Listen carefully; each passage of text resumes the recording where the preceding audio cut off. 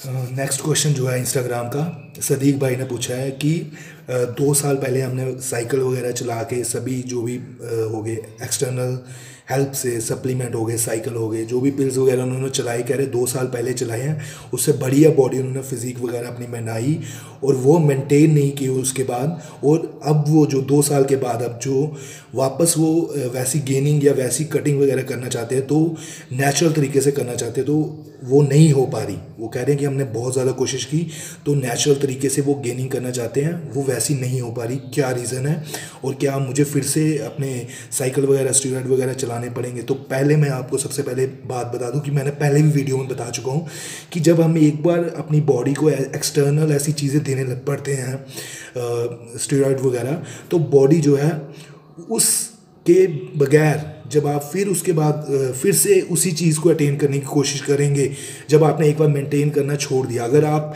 एक बार अपनी साइकिल वगैरह से आपने जो बेनिफिट लिए हैं, गेनिंग की है, कटिंग की है, अगर उसके बाद आप उस चीज़ को मेंटेन नहीं करते, पीसीटी करने के बाद उसको मेंटेन करना होता है। अगर आप वैसी फिजिक को मेंटेन नहीं करेंगे, चाहे आपने गेनिंग की हो चाहे आपने कटिंग की हो, हालांकि वो मेंटेन करने में इतना ज़्यादा एफर्ट नहीं लगते जितना कि बनाने में लगते हैं, पर मेंटेनेंस जो है वो आपको करनी ही पड़ेगी, उसमें आपको ध्यान देना पड़ेगा, निगलेक्ट नहीं करनी पड़ेगी ये चीज़ें।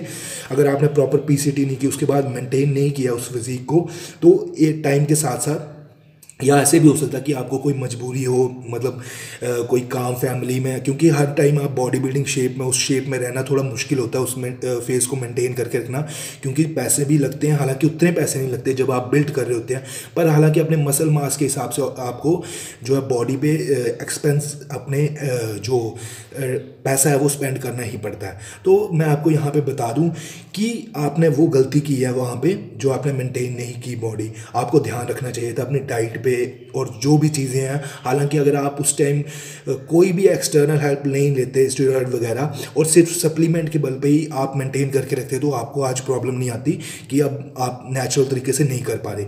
अब यहाँ पे अब क्या इसका सोल्यूशन है मैं आपको ये बता दूँ। सोल्यूशन इसका ये है कि नेचुरल तरीके से आप कर सकते हैं, पर उसके लिए सबसे बड़ी चीज़ है पेशेंस और हार्डवर्क। अगर पेशेंस आपके पास नहीं है, आप चाहते हैं कि यार मैंने पहले इतनी बढ़िया तरीके से बॉडी बनाई थी, अब मैं क्यों इतना टाइम क्यों लग रहा है यार, मैं नहीं चाहता कि और टाइम लगे, मुझे वापस वैसे ही दिखना है। जिम में जाता हूँ, लोग इंसल्ट करते हैं कि पहले इतनी अच्छी बॉडी थी, इसका मतलब तूने डब्बे खाए हैं या स्टीरॉयड लिए हैं, इसका मतलब वो आप पे ऐसी चीज़ें ऐसे ब्लेम करेंगे। हालांकि वो आपने यूज़ किए हो या ना किए हों, आपके लोगों की बात पे आपको ध्यान नहीं देना, क्योंकि उन्होंने कुछ ना कुछ आपको बोलना ही है डीमोटिवेट करने के लिए। यहाँ पे बात आती है कि आप अंदर से फील कर रहे हैं कि आप वर्कआउट अच्छा नहीं कर रहे या आप वैसी बॉडी क्यों नहीं मेंटेन कर पा रहे, क्यों नहीं बना पा रहे वैसी। तो आपको उसके लिए सबसे पहली चीज़ ये है कि पेशेंस और हार्डवर्क। आपने जिम में ज़्यादा से ज़्यादा हार्डवर्क करें। आप अपना जिम का जो टाइमिंग है या इंटेंस वर्कआउट करना शुरू कर दें, ध्यान देना शुरू कर दें, सुबह कार्डियो करना शुरू कर दें, शाम को वर्कआउट वैसा जो आप पहले ऐसा वर्कआउट करते थे वैसी स्ट्रेंथ वापस लाएं बॉडी में, वैसा स्टेमिना वापस लाएं जो कि धीरे धीरे आएगा, पेशेंस के साथ आएगा, एकदम नहीं आने वाला। उसके बाद जो है आप ये देखेंगे धीरे धीरे बॉडी जो है अपने आप शेप में आनी शुरू हो जाएगी। अगर आप गेनिंग कर रहे हैं तो आप नेचुरल जो सप्लीमेंट हैं, जो सप्लीमेंट्स मतलब नेचुरल डाइट तो होगी, उसके बाद जो सप्लीमेंट है वे प्रोटीन, क्रेटीन हो गया, ग्लूटामाइन हो गया, ठीक है, ये सारी चीज़ें जिनके साइड इफ़ेक्ट बहुत कम है, तो आप ये चीज़ें ज़रूर यूज़ कर सकते हैं। सप्लीमेंट आपको ज़रूर हेल्प देंगे वैसी ही फिजिक अटेन करने के लिए जैसी आपके पास पहले थी। उसके बाद आप अगर ये सोचें कि आपको साइकिल वगैरह यूज़ करनी है तो भी आप अपने किसी कोच वगैरह से कंसर्न कर लें। हाँ, और अगर आपने वैसी साइकिल फिर से चलाना चाहते हैं या नहीं भी चलाना चाहते, अगर नहीं चलाना चाहते, मैं आपको गारंटी दे रहा हूँ कि आपका वर्कआउट ऐसा होगा, क्योंकि बॉडी आपकी पहले भी वैसी शेप में आ चुकी है। आप जानते हैं कि बॉडी बिल्ड करने के लिए, मसल बिल्ड करने के लिए क्या चाहिए, क्या सप्लीमेंट्स चाहिए, कैसी डाइट चाहिए, कितनी कैलोरीज चाहिए, आपको पता है।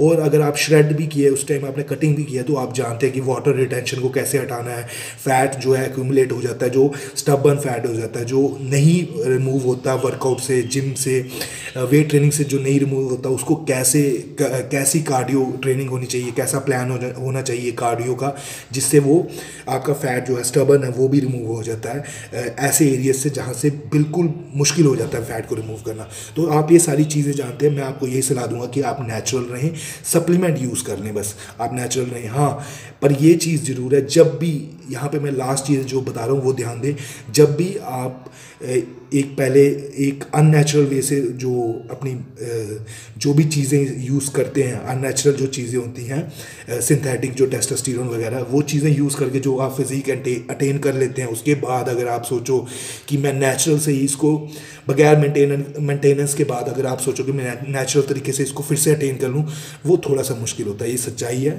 थोड़ा सा मुश्किल होता है, क्योंकि आपकी बॉडी को पता लग चुका है कि उससे ज़्यादा बढ़िया फ़ायदे मिलते हैं उन सिंथेटिक चीज़ों को यूज़ करने से। तो आपका माइंड भी उसी तरीके से अडेप्ट करता है कि हाँ, जब मुझे वो चीज़ें मिलेंगी, मुझे स्टीरॉयड वगैरह मिलेंगे, तभी मैं अच्छा इफेक्ट दूंगा। इसलिए आपको पेशेंस और हार्ड वर्क की बहुत ज़रूरत है अगर आपने नेचुरल तरीके से वैसे ही बॉडी अटेन करनी है। तो आपको यही सलाह दूंगा, सप्लीमेंट यूज़ करें और टाइम दें अपनी बॉडी को। आप देखना वैसे ही उतना ही साइज़ गेन कर लेंगे मसल्स का जितना आपका पहले था, या आपने जितनी श्रेडिंग की थी, जितनी आपकी श्रेड बॉडी थी, वैसी ही आप अटेन करेंगे। Love you friends. कोई भी क्वेश्चन हो इंस्टाग्राम पे ये आप अपना क्वेश्चन लिख सकते हैं, कमेंट बॉक्स में भी लिख सकते हैं। लाइक शेयर कर दें वीडियो को, सब्सक्राइब कर ले चैनल को। Love you, bye.